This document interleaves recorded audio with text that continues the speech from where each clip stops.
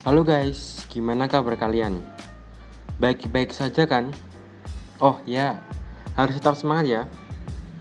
Nah, kali ini kita mau ngomongin tentang menciptakan generasi berbisnis di masa pandemi. Kami dari kelompok 11, saya Devon dari kelas 11 IPS 2, absen 19. Aku Nathan dari kelas 11 MIPA 3 absen 19. Halo, saya Nando dari kelas 11 IPS 1 absen 7. Aku Renata dari kelas 11 MIPA 1 absen 19. Sebagai generasi muda, kita harus bisa membuat sesuatu yang berinovasi di masa pandemi ini. Salah satunya dengan berbisnis. Seperti tema yang kita angkat kali ini, kita bisa memulai bisnis di masa pandemi. Kita bisa memulai dan menekuni bisnis dengan sesuatu yang kita minati atau bakat yang kita punya. Contohnya kita senang di bidang olahraga. Kita bisa membuka latihan untuk berlatih, misalnya latihan pencaksilat. Tentunya saat kita membuka sebuah bisnis harus diawali dengan pidato kan. Kalau dalam bahasa Jawa kita menyebutnya dengan sesorah. Kita bisa berpidato dengan memberikan informasi, nasihat, motivasi, peringatan, dan pengetahuan di depan banyak orang. Contoh seseorang misalnya seperti ini.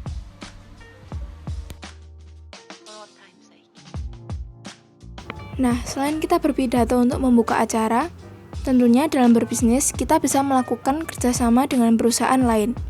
Dalam mengajak bekerja sama, kita bisa memberikan surat resmi yang berisikan ajakan kepada perusahaan yang kita ajak untuk bekerja sama. Selain itu, surat resmi atau formal letter ini bisa digunakan untuk melamar pekerjaan, bisnis, atau untuk dikirim ke sebuah instansi tertentu. Contoh dari formal letter sebagai berikut. Dalam menjalankan bisnis, setiap pengusaha pasti mengalami yang namanya rugi maupun laba. Nah, untuk menghindari rugi, maka wirausahawan perlu mempelajari BEP.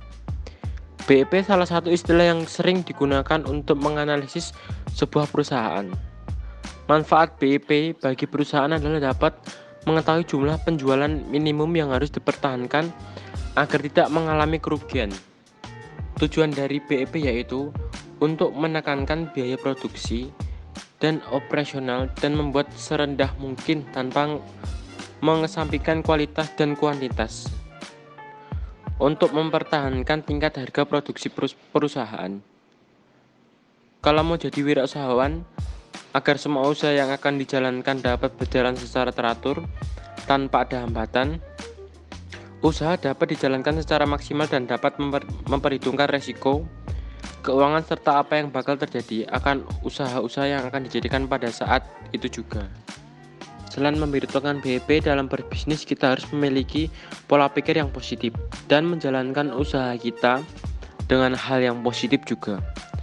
Salah satu penggagasan Afkalarung jika dikaitkan dengan kehidupan sekarang ini, ada tokoh yang membenarkan hal yang salah itu. Nah, di era yang dia membenarkan tataan istana dan gereja yang salah, gagasan Voltaire dalam membenarkan tatanan yang salah dalam kehidupan sekarang, yaitu contohnya mengingatkan orang akan hal yang seperti saat itu bansos yang disalahgunakan. Kita sebagai anak muda harus berani mendobrak kelakuan yang salah digunakan. Sama halnya dengan berbisnis, kita harus berani mendobrak kelakuan yang salah dan melakukan bisnis dengan bijak. Nah, gimana caranya kita melakukan bisnis dengan cara yang bijak dan melakukan hal-hal yang baik? Kaum awam memiliki tugas untuk selalu berbuat baik kepada sesama yang membutuhkan. Dalam berbisnis, kita bisa membantu orang lain yang membutuhkan dari penghasilan yang kita miliki. Sebagai ucapan syukur kita kepada Allah, kita memiliki peranan yang sama untuk selalu berbuat baik kepada orang lain. Sama seperti halnya dengan hierarki, paus, uskup, imam, biarawan, dan biarawati. Mereka semua memiliki kewajiban yaitu berbuat baik kepada sesama. Jadi kita semua memiliki kewajiban yang sama sebagai umat Katolik. Selain itu, kita dalam berbisnis tidak boleh melanggar aturan pemerintah. Misalnya kita membuka usaha mebel, tapi melakukan penebangan liar itu tidak boleh dilakukan. Seperti yang sudah kita ketahui, Indonesia memiliki banyak keanekaragaman, contohnya flora dan fauna. Di Indonesia banyak flora dan fauna langka yang dilindungi karena keberadaannya hampir punah. Persebaran flora dan fauna ini dipengaruhi oleh beberapa faktor.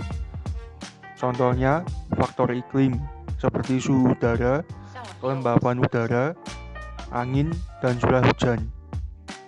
Ada juga faktor edafik, yaitu faktor tanah yang ditempati oleh hewan dan tumbuhan.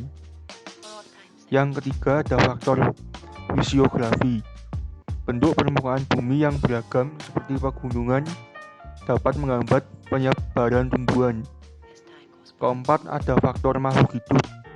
Tumbuhan yang memiliki daya adaptasi kuat akan menghambat tumbuhan lain yang memiliki daya adaptasi rendah, sehingga mendominasi pada suatu wilayah tertentu. Selain itu, persebaran fauna di bumi ini dipengaruhi oleh keadaan lingkungan hidup yang sesuai dengan hidupnya. Misalnya harimau yang hidup di wilayah orientasi. Selain memiliki pola pikir yang bijak dan berperilaku baik kepada sesama, kita sebagai generasi muda harus bisa menjaga imun atau daya tahan kita dengan berolahraga. Salah satu olahraga yang bisa kita lakukan yaitu pencaksilat. Selain mudah untuk dilakukan, kita bisa melakukan olahraga ini dengan otodidak karena kita bisa belajar lewat YouTube. Selain itu, olahraga ini tidak membutuhkan alat, jadi kita tidak memiliki alasan lagi untuk tidak berolahraga ya. Nah, pencaksilat ini juga merupakan olahraga yang berasal dari Indonesia. Tepatnya warisan budaya dari nenek moyang kita. Jadi, sebagai warga Indonesia, kita harus bangga dengan pencaksilat ini. Caranya dengan kita melakukan olahraga, pencaksilat sebagai upaya kita untuk melestarikan budaya ini. Teknik-teknik dalam pencaksilat pun bisa kita pelajari dari YouTube.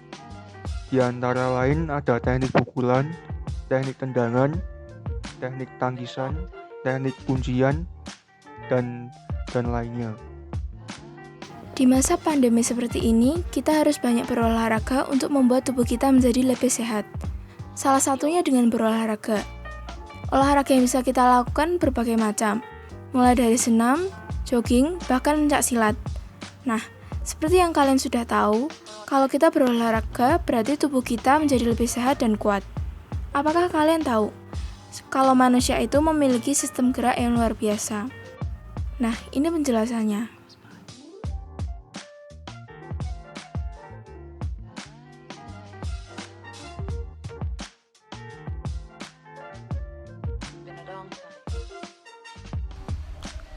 Walaupun sistem gerak pada manusia luar biasa, tetapi sistem gerak juga dapat kelelahan. Maka dari itu diciptakanlah kendaraan seperti sepeda motor. Salah satu komponen sepeda motor ialah shock breaker atau peredam kejut untuk meredam guncangan.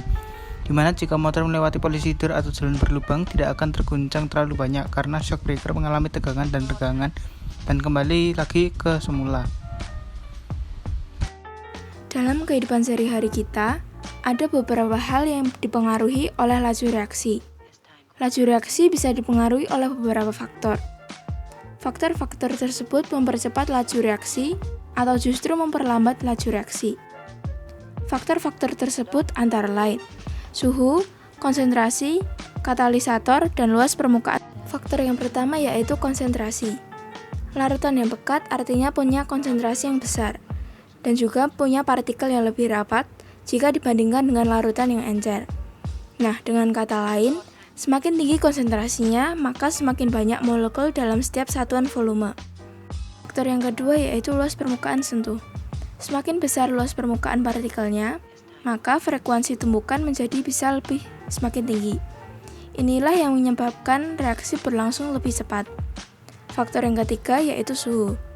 Reaksi kimia umumnya lebih cepat jika dilangsungkan pada suhu yang lebih tinggi. Jika suhunya rendah, maka reaksi kimia akan menjadi lebih lambat.